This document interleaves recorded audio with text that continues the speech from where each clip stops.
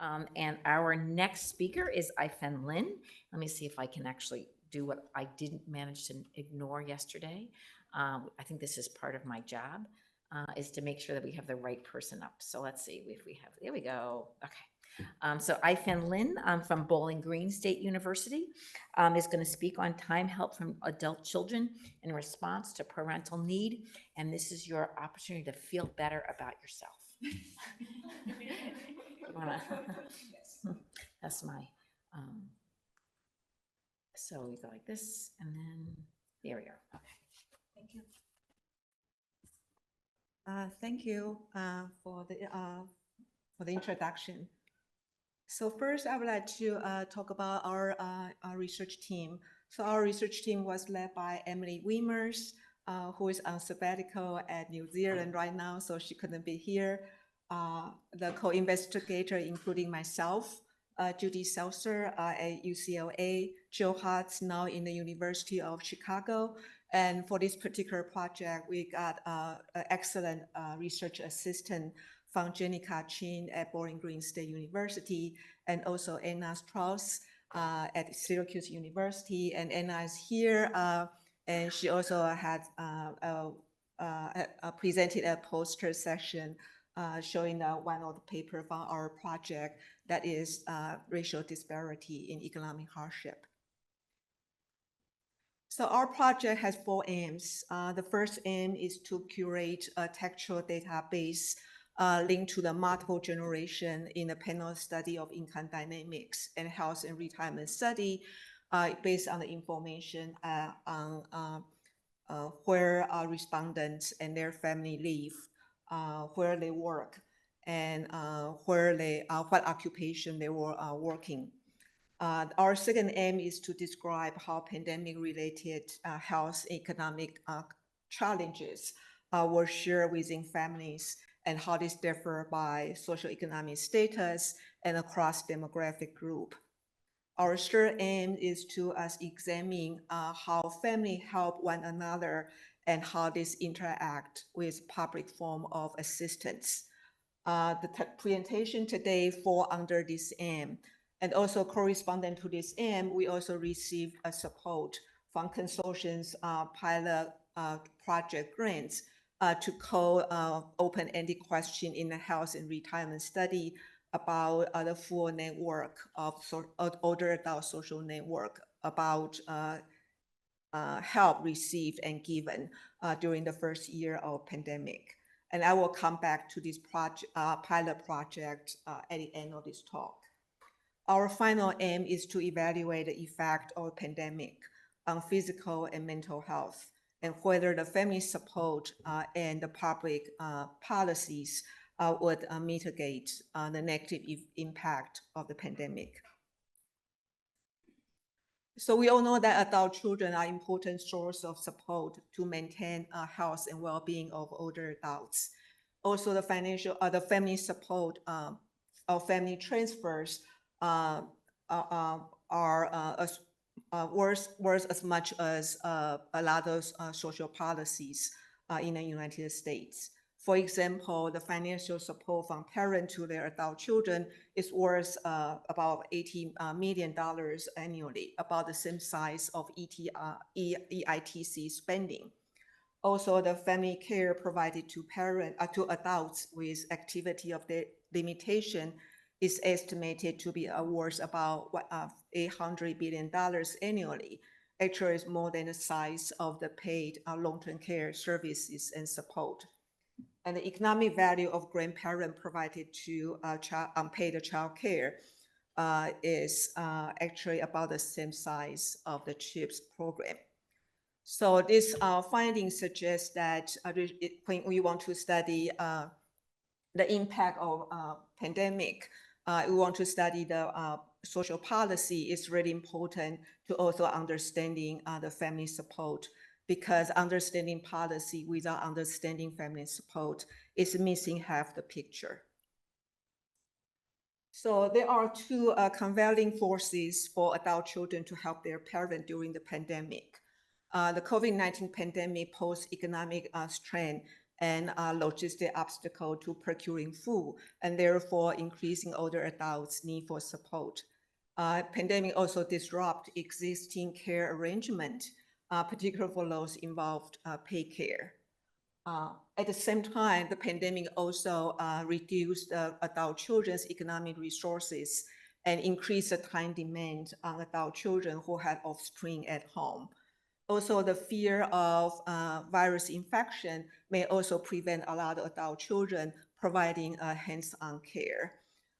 Prior research has done a lot of research examining how adult children help their parents, but less is known about how adult children responded to parents' need during the pandemic. So during the PAA, we present some results. This is one slide from our PAA presentation, show the coefficient and standard error in the parentheses from the linear probability model predicting time and money help parents receive from non-resident adult children based on the 2020 Health and Retirement Study COVID-19 module. The column on the left, you can see that parents' economic hardship increase the probability of receiving help from adult children, money help from adult children, by about 6.3 percentage points. However, the trouble buying food for non-financial reason did not increase the probability of receiving money help.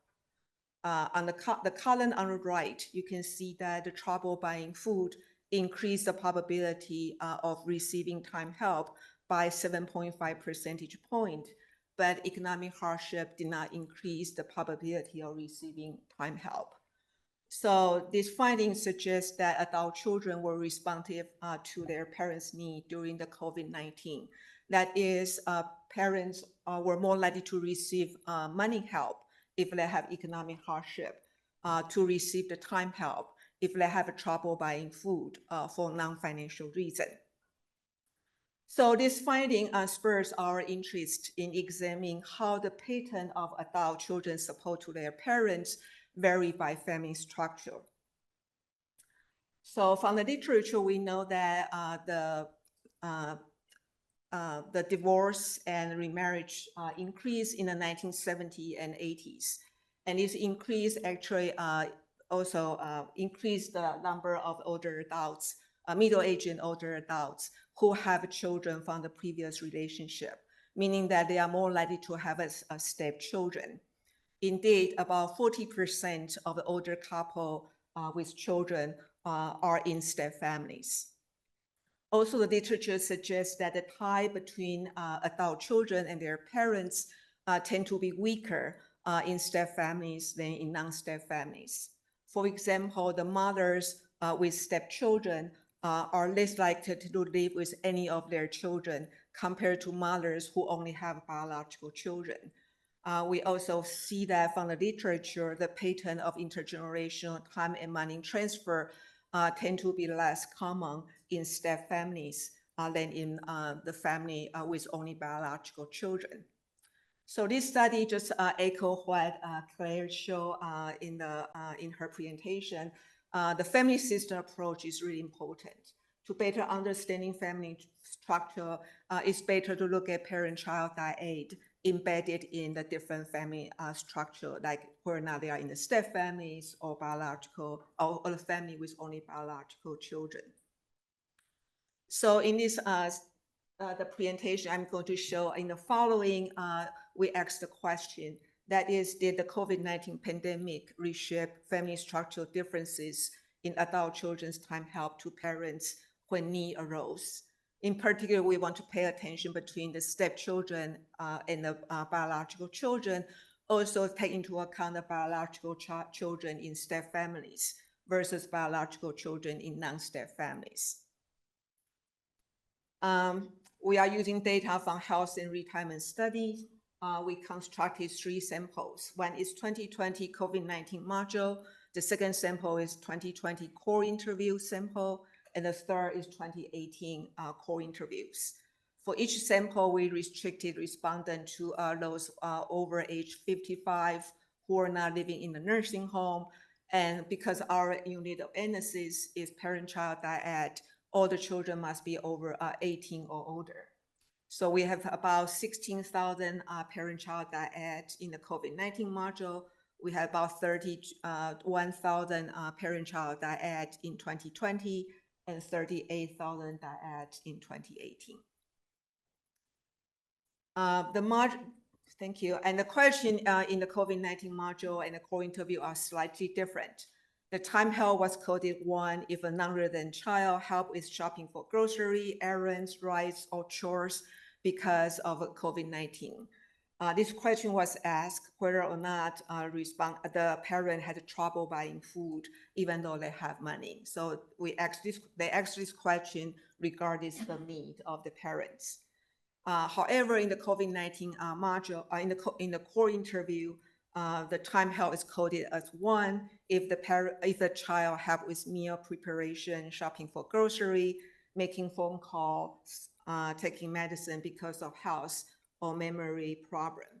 And this question was asked only when parent reported they have difficulty with instrumental activity of daily living because of their health or memory problems. We also control a bunch of variables such as parents' social demographic characteristic, economic resources, health condition, behaviors, family characteristic, and social programs. We use 2018 control for the 2020 sample, and we use the 2016 control for the 2018 sample. So the next 3 slides, I'm going to show the preliminary results. So of all the parent-child dyad, about 67% are biological children in non-step families, 16% were biological children in step families, and 17% were stepchildren in step families. And this is based on the COVID-19 module, but distribution is very similar in the 2020 core interview and 2018 core interviews. These results show the predicted probability of help provided by a child in the COVID-19 module. As I mentioned earlier, in the COVID-19 module, the question was asked regardless of whether or not respondent, that is, a parent, had a need. So we show the 2 panels. The panel on the left is parent who did not have a need, who didn't have trouble buying food for non-financial reason. The panel on the right is parent had a need. The dark blue bar indicates the predicted probability of help provided by a biological child in non-step family. The light blue bar indicates biological kid in step family, and orange bar indicates biological kid, step kid in step family. So as you can show from the panel on the left, you can see that when parent had no need, biological child in step family was less likely than biological child in non-step family to provide help. And then you can compare the orange bar and the dark blue bar. So the step kid in step family was less likely to provide help to their parent compared to the biological kid. And regardless of whether or not this biological kid is in a non-step family or step family. But the panel on the right show that when the parent had a need, all the 3 bars are higher than the 3 bars on the left, meaning that when parent had a need, children are more likely to help, regardless different type of parent-child dyad or family structure. However, you can see that the biological kid in step family were as likely as biological child in non-step family to help their parents. But the step kid in step family still was less likely than biological kid to help their parent. This slide shows results from the core interview. And as I mentioned earlier, this question was asked only when parent had a need. So on the left panel is based on 2020 core interview, and the right panel from the 2018 core interview. This result shows that when parent had a need, the biological kid in step family and biological kid in non-step family were equally likely to help. But the step kid in step families was less likely than biological kid in in either non-step family or step family to provide help. To conclude, based on this preliminary finding, we find that biological children in step family were less likely than biological children in non-step family to provide time help when parent had no need. However, when parent had needs, biological children in step family were less likely than biological children in non-step family to help parents. So our finding challenges the view that the presence of stepchild weakened the tie between biological children and their parents. We find that stepchildren were less likely than biological children to provide time help to their parent during the pandemic. So the logical next question is, who helped these step parents? So we think it's possible this care gap is filled by other family member or non-family members. So in the HIS core interviews, researchers can identify the help only when this helper or recipients were respondents' children, stepchildren, household member at the current wave or previous wave, or anyone who ever helped or received help from the respondent. So a lot of parents, siblings, grandchildren, other family members cannot be identified in a health and retirement study public file. But in the COVID-19 module, there's a question ex-respondent who helped them during the pandemic and to whom they gave the pandemic-related help. So we get the support from the consortium pilot grant to code this open-ended question. There are more than 4,000 respondents. They report they receive help from someone that cannot be identified in a health and retirement unique identifier.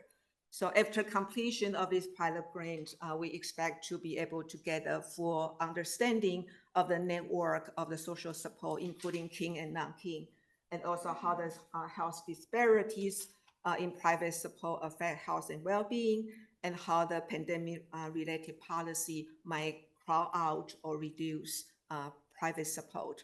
And finally, we will work with health and retirement study to make this new data available to the broader research community. Thank you.